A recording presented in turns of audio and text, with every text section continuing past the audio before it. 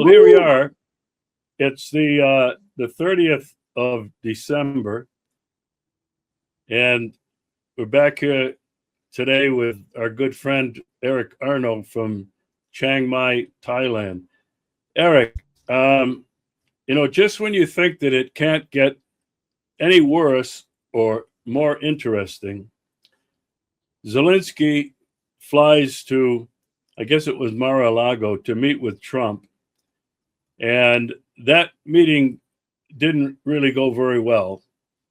But immediately after that meeting concluded, Zelinsky was on his way, I guess, to France or UK to kind of cry on his buddies Macron and Starmer and Merz. Kiev, this is reported in Russian news now, it's all over the place. Kiev sent 91 drones, long-range drones, to attack a presidential residence.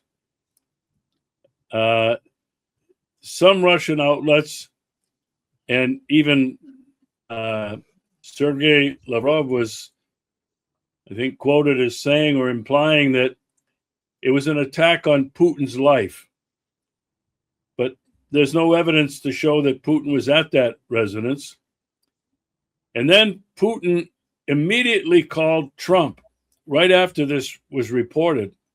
By the way, all 91 were shot down by Russian air defenses. Nobody was hurt. And Putin basically told Trump, look, two things. Number one, this is going to be met with a major attack that will not be diplomatic. It was then reported that the objects, the locations of the attack had already been determined. Now, I don't know if it's happened yet. I have not been able to get any news of what has happened yet. But the second thing that Putin told Trump was, this is going to change our position for the future discussions and peace. Now, Eric, what's your take on the significance and the timing of this?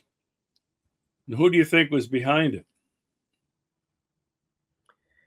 Well, with my extensive ties with the KGB and the SBU and the FSB, I can say definitively that I have absolutely no idea. But seriously, this looks like a sabotage attempt. Probably it could very well have been by the UK.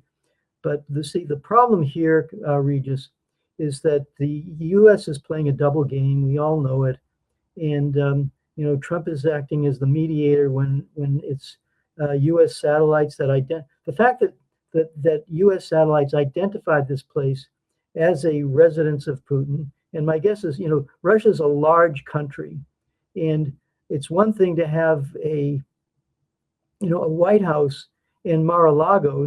So Trump's got two residences, but Russia's a very large country, and it's understandable that there are residences in various parts of the Russian Federation. But the fact that you have this number of drones, attacking is clearly a provocation. And Russia, one of the big problems that Russian people have is that they're very patient, and usually they're very patient, and they think, well, it's no harm done here, so why bother? But it's not like that. The reality is that the West has to take responsibility for it. Those were American satellites, almost certainly, that identified it. There's a good possibility that Ukrainian SBU probably has agents on the ground in Russia, and the UK has agents. They specialize in this sort of thing. So Russia can't take any, can't take anything lightly. And many Russians, feel that Russia should have taken the gloves off 8 years ago, 10 years ago. So it's hardly surprising that Putin is saying, look, you guys have been effing around with us for long enough, and you're going to find out. Yeah, I'm going to be very anxious to find out exactly what targets Russia has chosen to hit. I'm not going to speculate on that, but one has to think it's going to be a very powerful message, very close to home in Ukraine. Now, I saw a video recently. There's a YouTube channel called Borzikman, which has over the years developed a pretty decent reputation, and they were talking about the fact that there was an attack on a large facility somewhere. It might have been I think in Odessa or somewhere like that, and that Budanov has not been heard of since.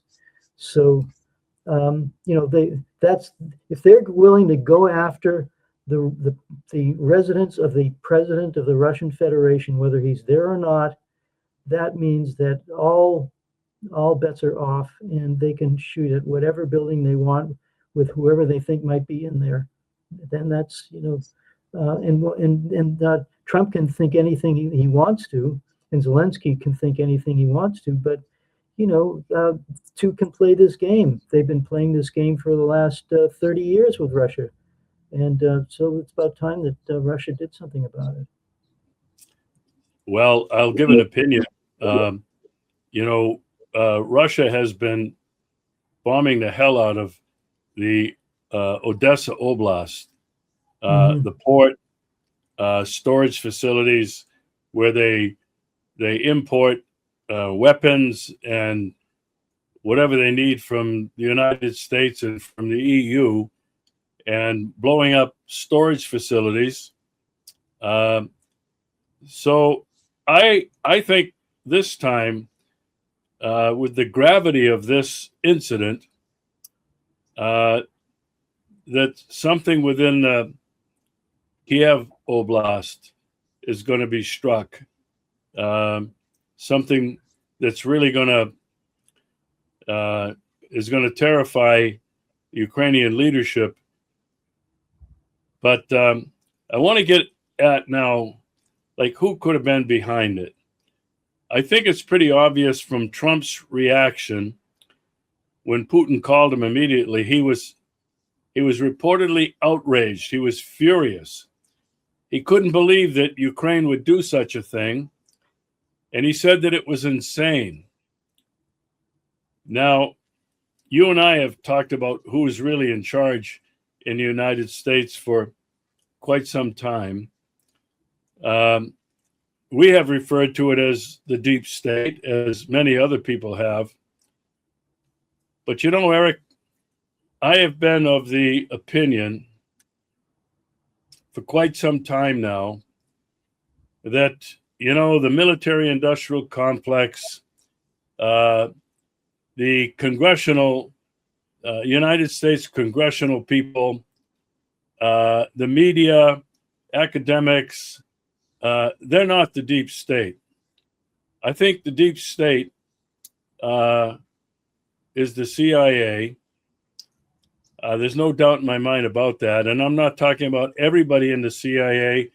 I'm talking about the 7th floor, which is the main headquarters of it. And there's just a handful of people there that have been running the CIA. They are all powerful. They have a multi-billion-dollar budget. They have no oversight. They're running arms trade. They're running drug trade.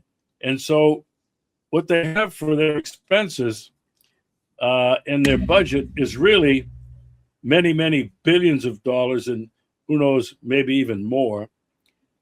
But the one thing that I am absolutely sure of,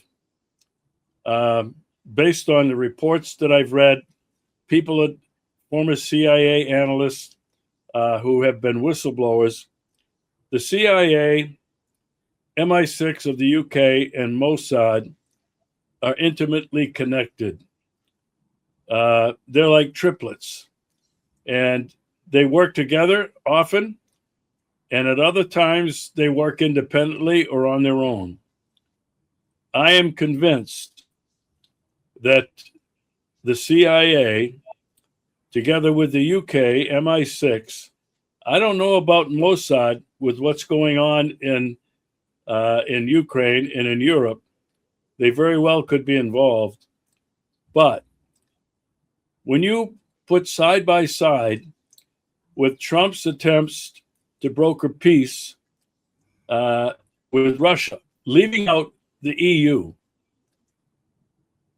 that Starmer, the Prime Minister of the UK, Macron, the President of France, and Merz, the Prime Minister of Germany, publicly now, and appearing with Zelinsky many times, have been declaring that they are not in favor of any peace deal and that they want this war to continue. Now, this gets really interesting, Eric, because they are obviously, I think, pissing off Donald Trump big time, undermining his efforts. And now, I think only with the help of the UK, with France, and with Germany, and the CIA and MI6, only could Ukraine hit any targets deep inside Russian mainland. They don't have the capability of Ukrainian soldiers to provide the targeting data, to gather the intelligence from satellites, and to actually operate and control these long-range missiles and long-range drones. And so I am absolutely convinced when I connect the dots that the CIA and MI6 using Starmer, Macron, and Merz as puppets, as stage actors, are really what is behind these attacks on the Russian Federation and this recent attack on a Russian presidential residence. I don't know. What are your thoughts about that? I don't believe that it's a bunch of hand people, powerful oligarchs. I don't believe it's Wall Street. I don't believe it's the military-industrial complex that really are the deep state. The deep state is a handful of people at the top of the CIA working with MI6 and Mossad. What are your thoughts? Well, Regis, Allen Dulles was the founder of the CIA. I think you know that. And Allen Dulles was a lawyer for the Nazis, along with his brother, John Foster Dulles, during the 1930s. Allen Dulles was also a collaborator with the Nazis during World War II. He tried to negotiate a separate peace in secret behind Franklin Delano Roosevelt's back, which is a treasonous act, and he was never punished for it. Instead, he was rewarded with the founding of the CIA. And he wrote a book on the German resistance to Hitler, and it was, in one of the main chapters of that book was about the Abwehr, which is the German military intelligence. It's like the equivalent of the DIA, Defense Intelligence Agency. And in that chapter, he says, the best place to launch a conspiracy is in an intelligence organization. Why? Because you can compartmentalize the information and who gets to know what's going on and who doesn't.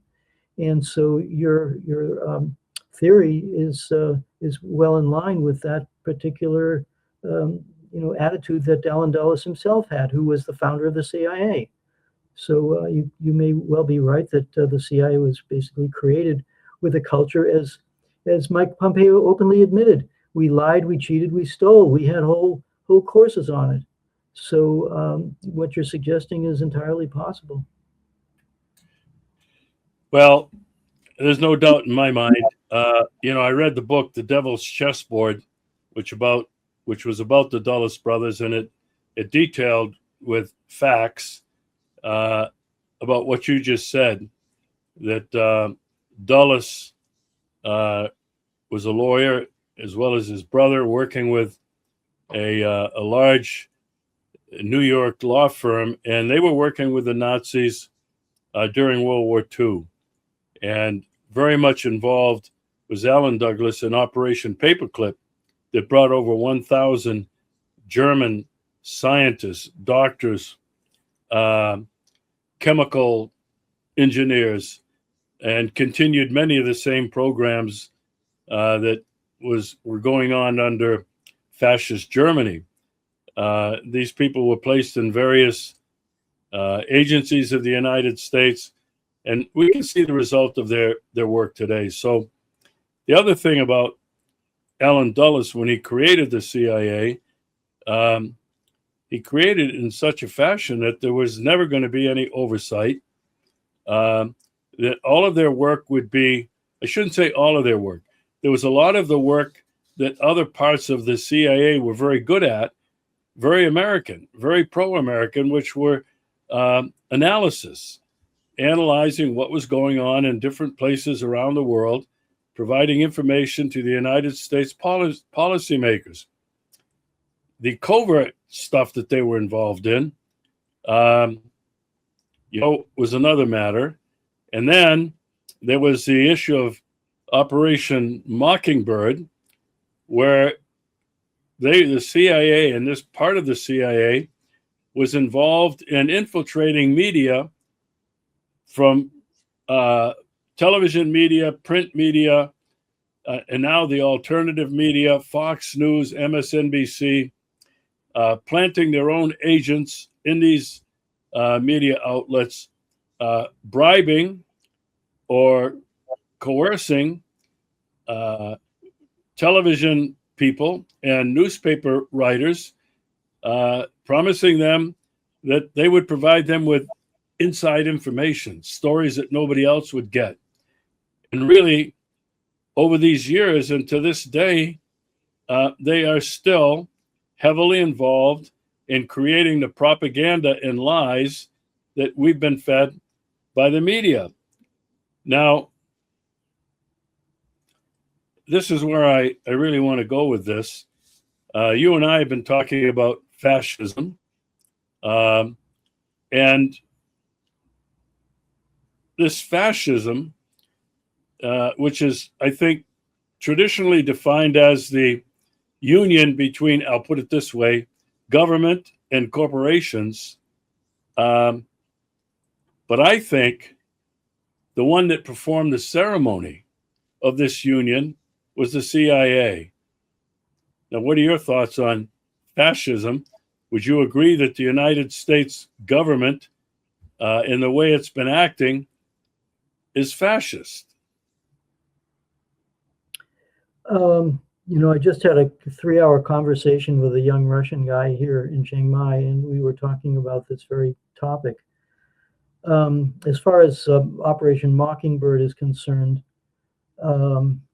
I recently was on Facebook and I saw a post by a pretty well-known person in the alternative culture community. I'll leave it vague like that. Who was asking 4 questions about Ukraine, which were something like, why isn't the United States defending Ukrainian democracy more? This was the nature of the questions.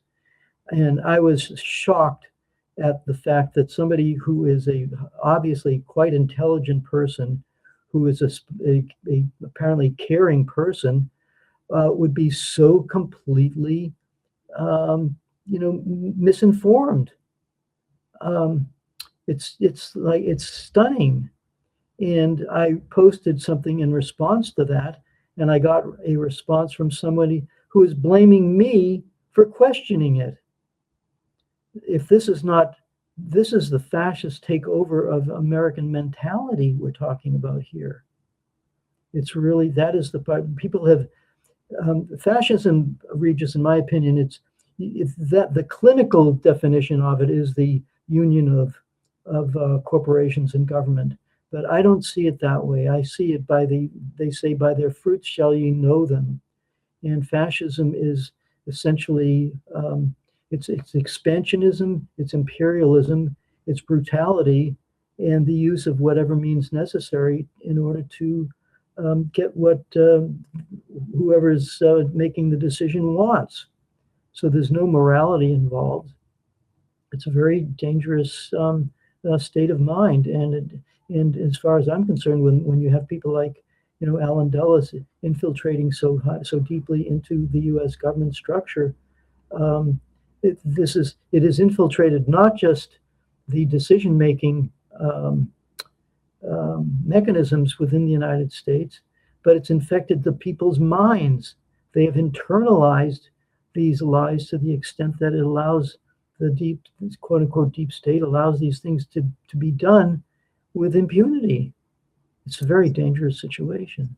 I'll tell you, I agree with you 100%.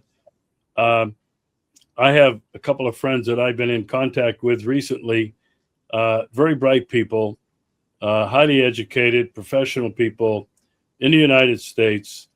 And in the conversation I have had with them, they are absolutely convinced that Putin is a dictator and that Putin invaded Ukraine unprovoked. Now, I didn't want to argue with them. I just let them say what they wanted to say. But it was so deeply ingrained in both of these people that I thought, just as you said, the CIA, and I say it's the CIA with their Operation Mockingbird and all of their ability to plant these seeds, these news events, the way they describe them in the minds of people in the United States.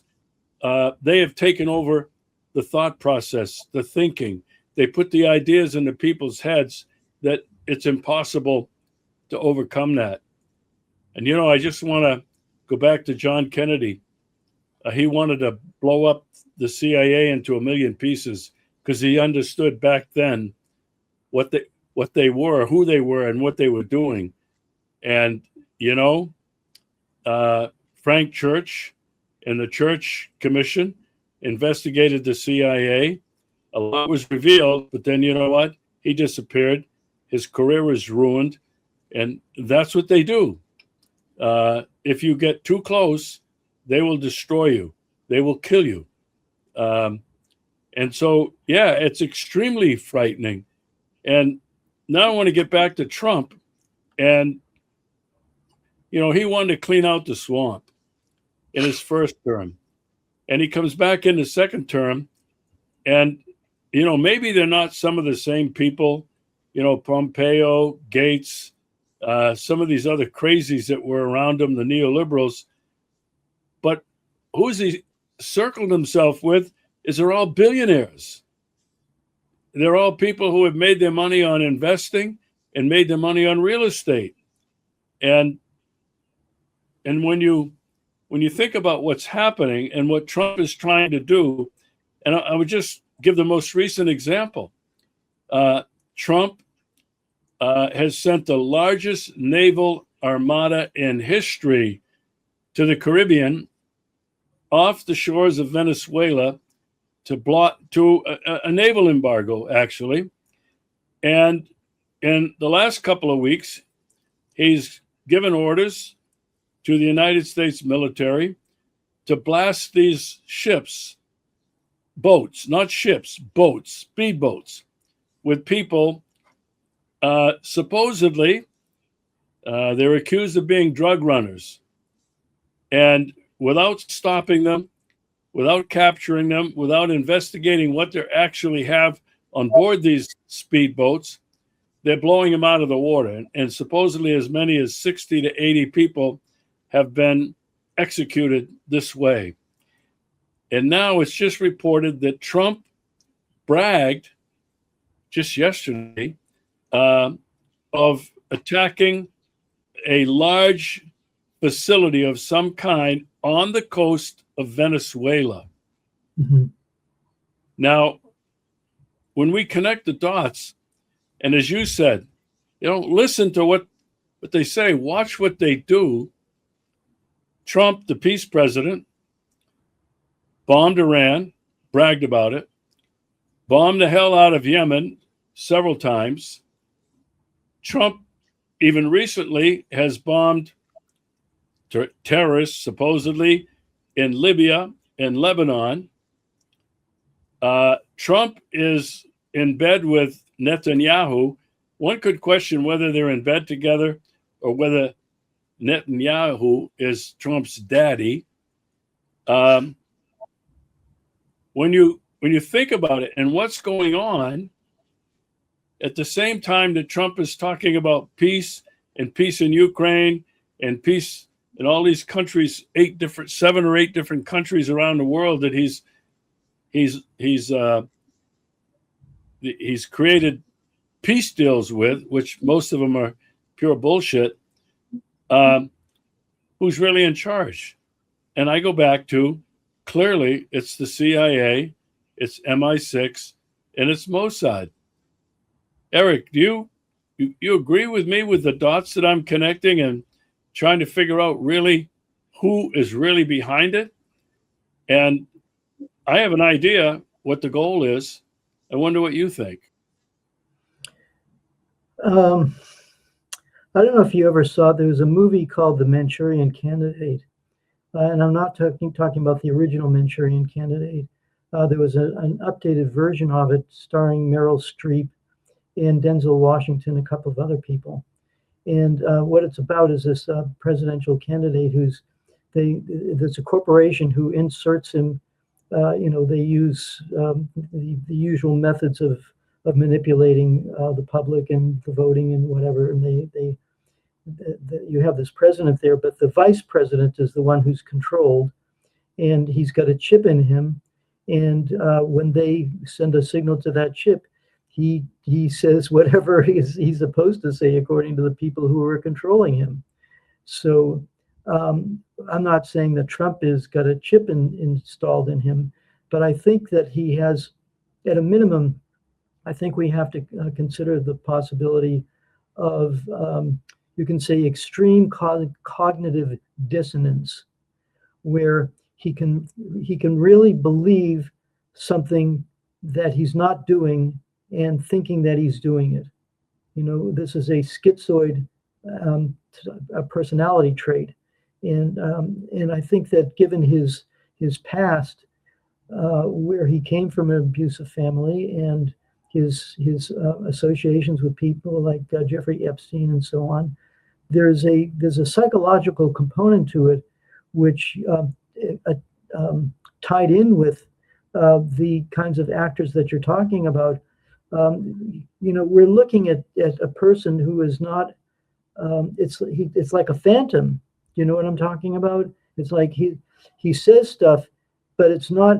There's no personality there to back it up. It's just talk based on whatever is expedient to be said at that in a particular moment. It's psychopathic, or it's certainly it's a psychological aberration of a deep sort. And of course that makes it extremely dangerous, because if you're Russia trying to negotiate with something like that, who are you negotiating with? Well, you're talking about that Trump and whatever's going on in his head and psychologically and what has happened to him. I was thinking about another CIA secret operation. It was called MK Ultra. Mm-hmm, exactly. And what they have done, they've used drugs, they've used torture, they've used deprived sleep, they've used sexual abuse on certain people that they identify that are susceptible. And basically what they do is they have them programmed. They don't put chips in them, but they affect their brain and who they are and who they think they are, and they're conditioned to follow orders. It was the same thing with Lee Harvey Oswald, Sirhan Sirhan, and the killing of Robert Kennedy Jr., Robert Kennedy, and in the killing of Martin Luther King. All these guys, What's that? John Lennon too. And John Lennon. And so when I think about the CIA and the tools that they've developed, and I think with the help of those German scientists and engineers and psychologists, I think they've been able to control many people who we think are completely normal. And I think Trump may be one of them. And, you know, when you listen to Trump, and even if you've been listening to him for a number of years,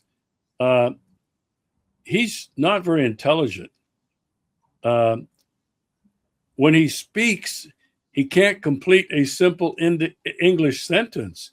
It's all just chunks, and his mind wanders, and he goes back and forth from one thing to another, and he makes statements and comes up with conclusions. But, you know, I just read this transcript of his recent interview with Politico, and it was so embarrassing. I saved it.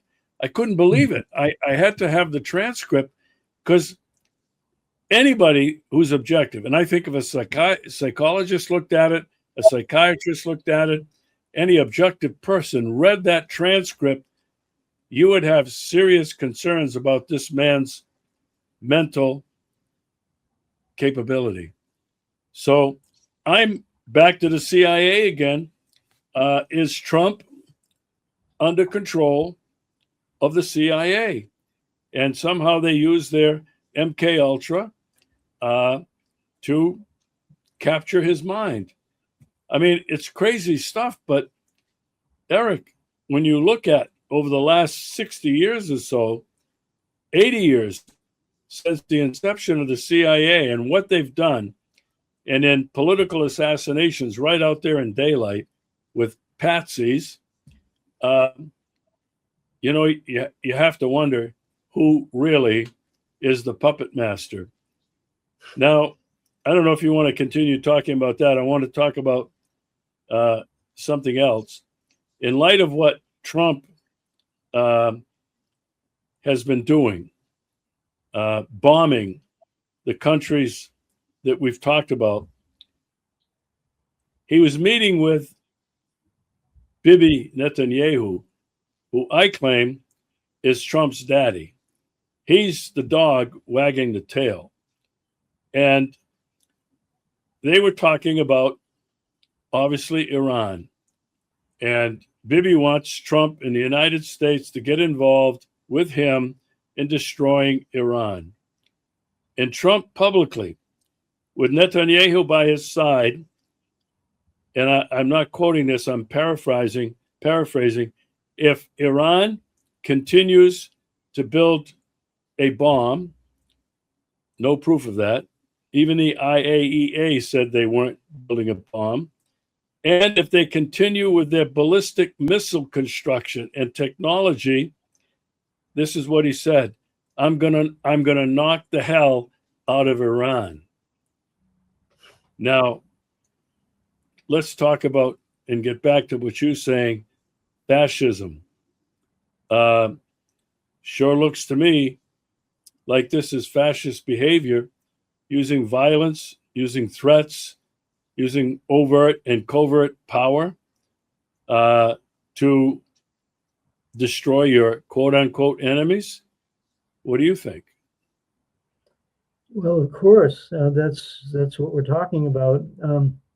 The only thing is that I think there's another psychological aspect to this. There's like a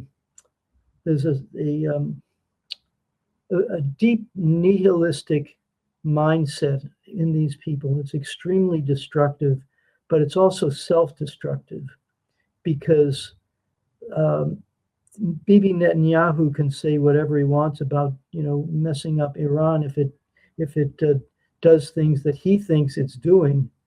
But the reality is that Russia and China don't want Iran to be taken over, because if it is, that causes very serious problems for all of Eurasia. And the we're dealing with a geopolitical chess game here, of course, the great game, which is about who's going to control the Eurasian continent, and Iran is right at the center of it. They thought they could take out the periphery, Korea and Vietnam, and they did manage to take out Syria, but Syria is not as pivotal as Iran is. So, but the problem is that Iran is no pushover, and there's a number of people who said if Iran had disregarded the entreaties of Trump and Israel to have a ceasefire back during that first attack on Iran by Israel, Israel would not be in the position to make these kinds of threats at all. So Netanyahu may be biting off more than he can chew here, and the United States the same thing. The problem with the West is that they keep failing upward. They keep staging attacks on these countries. They fail, and then they say, okay, well, I couldn't defeat Vietnam. I did defeat Libya, but so let's go after Russia. As if Russia were Grenada. They have their conception of their own power is so inflated that they're really a threat to themselves.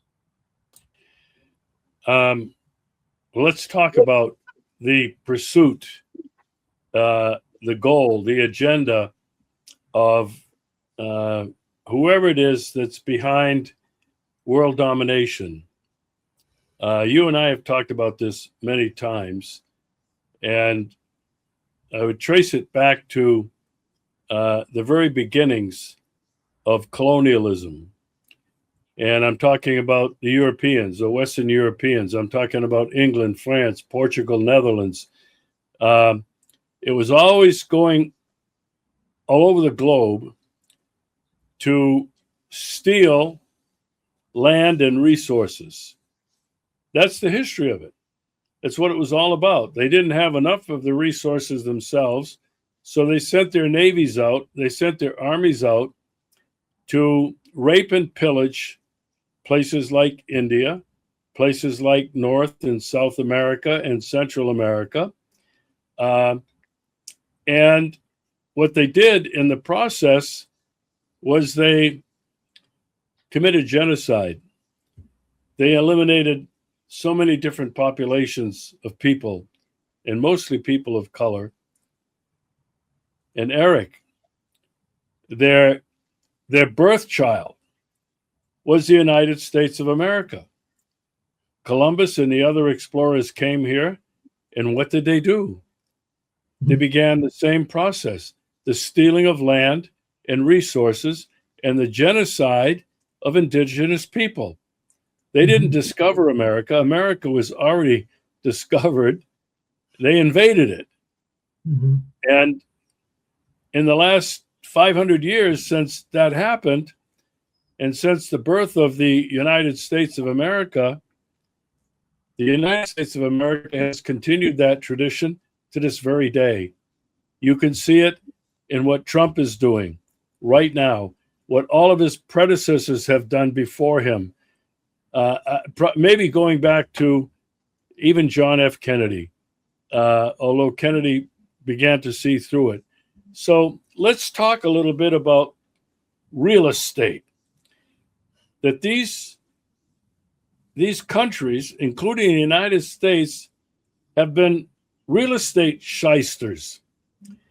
And I didn't coin the term, but I started using it, Eric, when Steve Witkoff and Jared Kushner, Witkoff, a real estate buddy with Trump in New York City going back decades, Kushner, Trump's son-in-law, is involved in investment in real estate. They were having, gotta be careful what I say here, really wet dreams about creating a Trump Atlantic City casino, I'm going to call it, a Trump Mar-a-Lago residence a Trump golf course on the Mediterranean built on the bones of tens of thousands of Palestinians. And now this Witkoff and Kushner have been doing this shuttle. People have been calling it diplomacy. Eric, it is not diplomacy. It has been the shuttle real estate deal making that's going on. They've met with Putin several times for hours. In the absence of any real diplomacy of people like Sergei Lavrov, the head of the Russian foreign ministry. No other foreign ministers have ever been involved in those discussions. And so, you could say, what were they really doing? What do these shysters really want out of Russia? What does Trump really want out of Russia? It's the same damn thing. Land, resources, mega deals for trade, investment, and real estate. And the proof of the pudding, Eric, somebody showed Trump a map of Crimea. I don't know if you read this.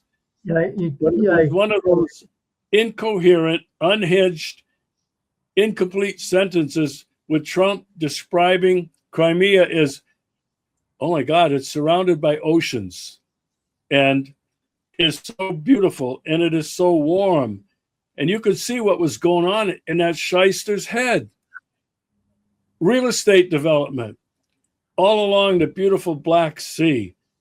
And I could see him envisioning another Mar-a-Lago, a competitive to the five-star international resort of Maria, which is only 20 kilometers south of Yalta. I can see Trump looking to put them out of business, creating his own international resort facility. We don't have any golf courses here yet, but I can see Trump saying, my God, the weather is perfect. The climate is perfect. The landscape is perfect. Eric, you think I'm out of my mind? I don't think so, but what do you think? I just recorded something. I haven't put it up yet, but I talk about this issue, and I'll kind of go through it quickly. First of all, we have to understand that Trump is not the first real estate speculator in chief. Who is the first real estate speculator in chief of the United States? George Washington. George Washington was a real estate speculator. He got his start as a land surveyor. So he knew which properties were really good, and that's how he made a ton of money, and that's how he became the richest man in America, George Washington.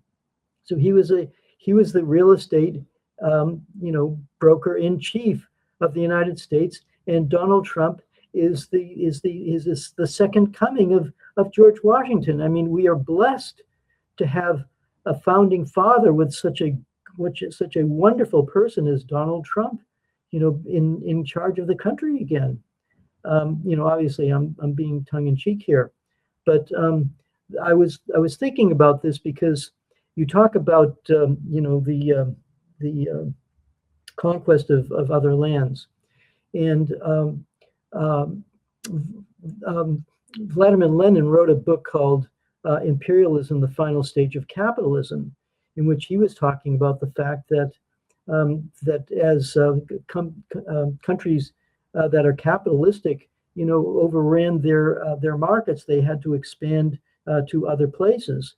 But what I don't understand, or I'm not clear about in his meaning, but capitalism was born of plunder. The Spanish were awash in gold from having plundered the Incas and the Mexicans. And so they had all that extra capital. They had to figure out what to do with it, and that's how they built their empire. Of course, Lenin is right that at a certain point this is a self-defeating situation. But I want to also tie it in with another book that I read recently, or familiar with, named it was called The Decline of the West. And Lenin wrote his book around 1920 or so, I think it was the late teens, early 1920s. And Oswald Spengler was a German philosopher, and he wrote a book called The Decline of the West. And what he said was that the West was in a state of long-term decline. And he said that the reason why people in the West should continue doing what they're doing, as what he said are engineers, he got that part wrong. The Western civilization is based on real estate, the conquest and plunder of real estate. So it is no accident that the president of the United States is a real estate shyster, and he sends not diplomats, but two real estate shysters to try and swindle Russia out of its precious resources. It's like so obvious. And the other thing about capitalism was the emphasis on what we're talking about, the private ownership of property, private property. Right. If you have enough money, you can buy it, and now it's yours. And we see what's happening with all these monsters in Washington, and with Blackwater and Vanguard and State Street, forcing people out of their homes, increasing artificially the value of a home. People can't afford to pay the rent. They can't afford to pay the mortgage, and they're thrown out of their homes. These are maggots. And when you talk about private property, this is something that's really bothered me.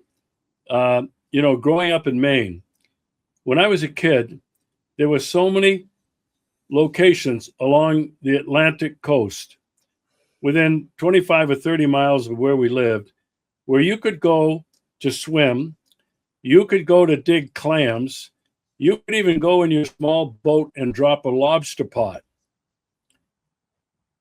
As the years went by, these investors, these rich people from Connecticut, from New York, from Boston, wherever they came from, were buying up this property along the coast in Maine. And in these past, I haven't been there now for 6 years, but before I left, there were locations you could not even access because it's walled off and it's posted as private property. Mm-hmm. And Eric, I see the same damn thing happening right here in Crimea, where I live. Huge projects going up on what was public land all along Black Sea coast in my area. Construction cranes going up. Huge, not just apartment buildings, which are going to be condos they're going to sell to people, but resorts. Maria used to be, the only one that was around here. Now there are several large resorts.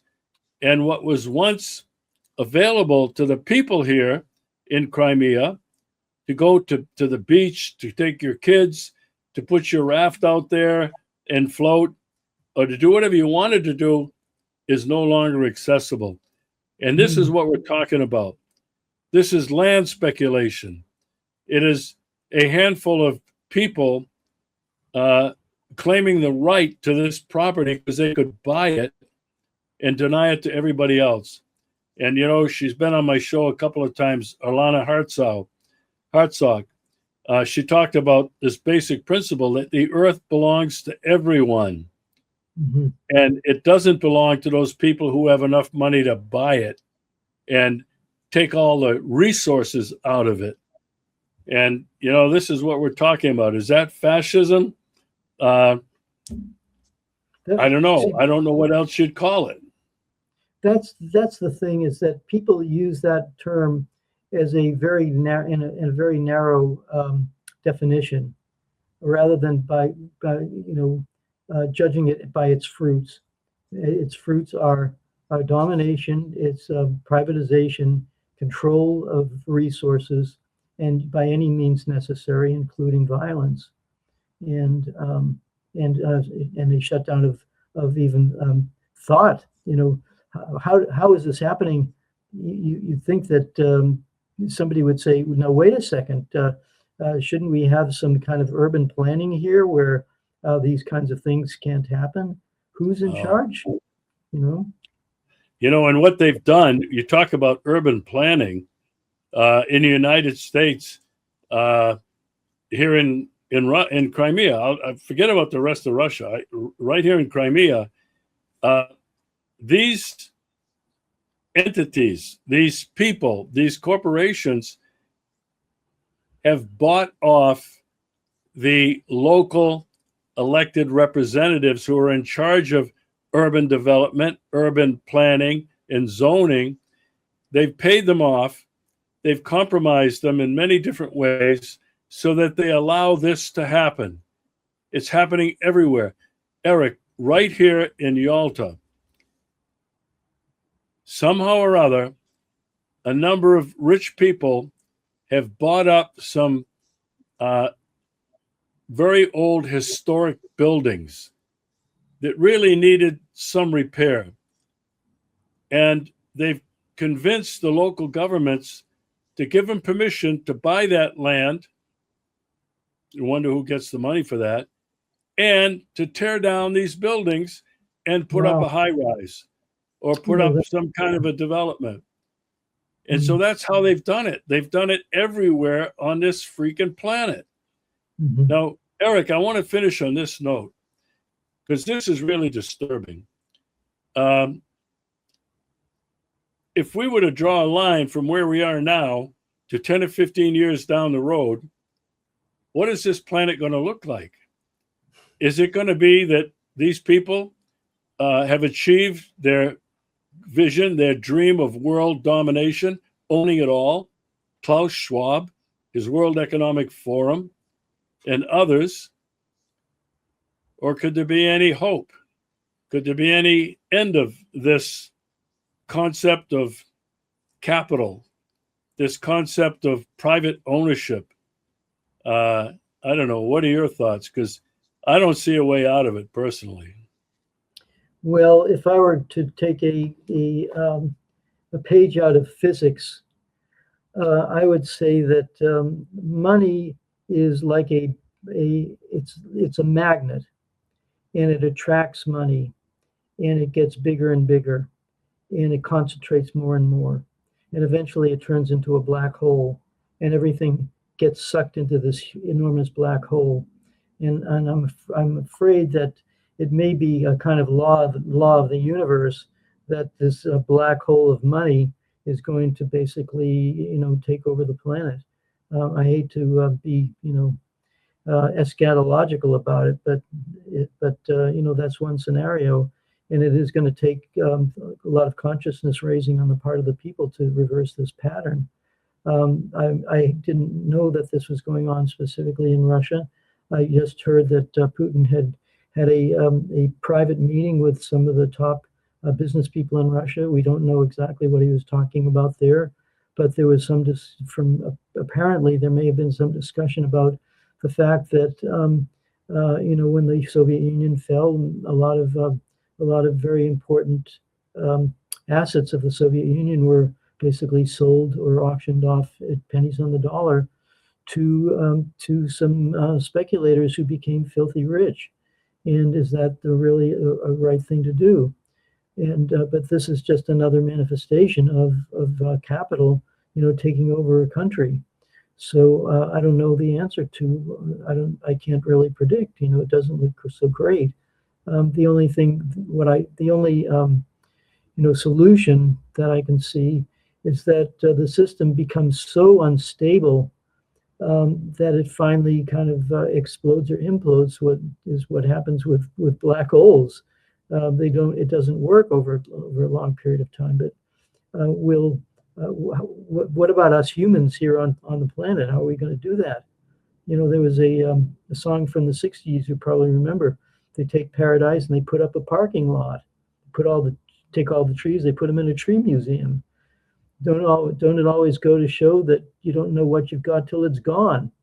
So unless there's some general raising of consciousness, it's the trajectory does not look positive. This is a trend that's been going on since at least the 1960s or earlier. I like your metaphor of the black hole, just kind of imploding on itself and everything disappears. I like that. I'll have to think more about that as a very useful metaphor. The other alternative, and I see two, because so much violence is being used today in the conquest of land and resources and people, with how humans have evolved in terms of their killing machines.